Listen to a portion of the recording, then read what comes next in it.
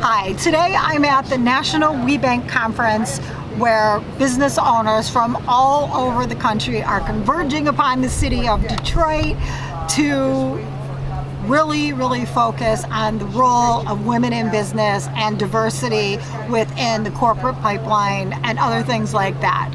And one of the cool experiences that I've had since I've been here, day one basically of this conference, is I got to go to a great talk by Disney. And the talk was the Disney Experience Leading with Values. And I want to share with you what their very first slide of this presentation said, because it really ties into something that I think is super important.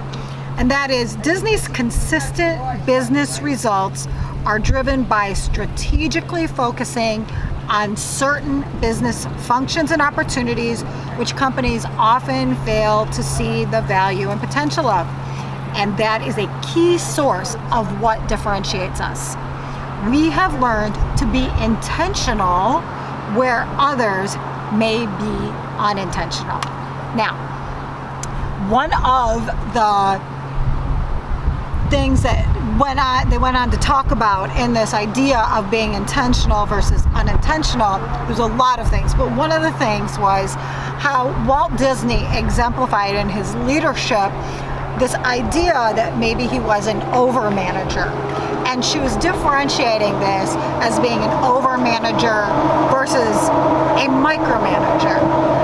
Now, I don't know what the exact definitions of overmanaging versus micromanaging are, but what I can tell you is what I see it as, and based on this concept of intentionality.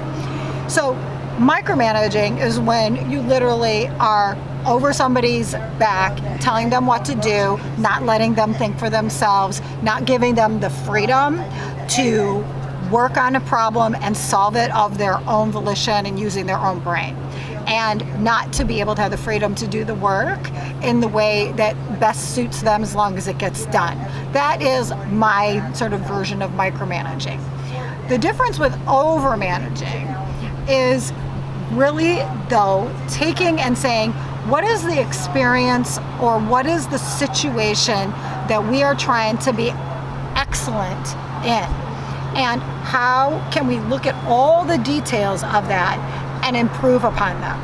So what was the experience that he was doing? It was the boat. What's that called?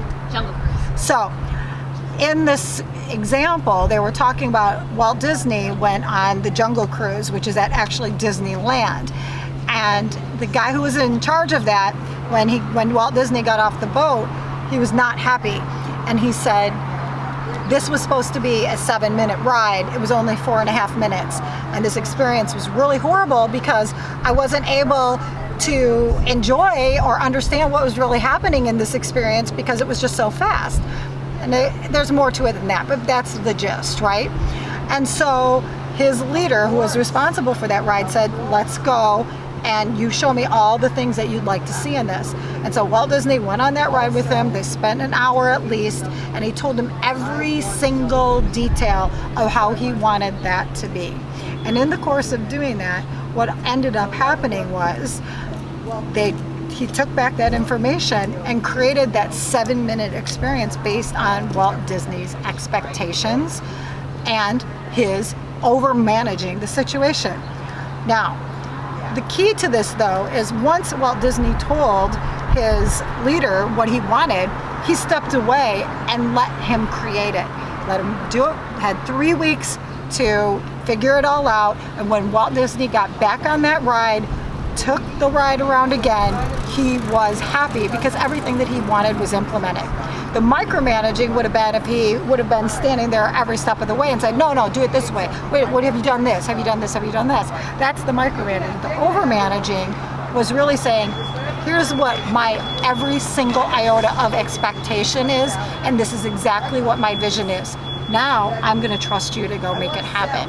And so, that I think is one of the key differentiators that Disney brings to the table, is that that's how they create excellence in their product. That is why they're a market leader. That is why everybody knows to expect when you go to Disney to have a great experience. But because they have this culture of overmanaging, but not micromanaging. So I really loved this. It really resonated with me, and I think it resonates with people, especially if you feel like you've been micromanaged in the past, but there's that balance, right? So I would love to hear like your experience with this. Have you been overmanaged or micromanaged in the past? How did it make you feel? I'd love to hear your experiences with this in the comments. Thanks for watching.